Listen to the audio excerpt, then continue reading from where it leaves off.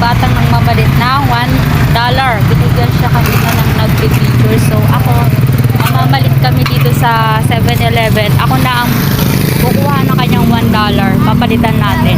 So nasa 50 something lang naman ang value ng $1 in Philippines. So tara. $1 lang yun.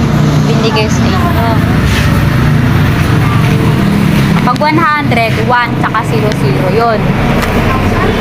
1 tsaka 2 00, yun ang 100. So, ito yung nabigyan ng $1.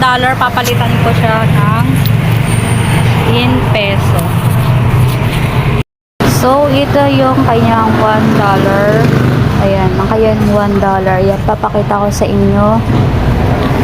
Tapos, ibibigay ko sa kanya. Ang equivalent kasi ng $1 is nasa 50 something lang.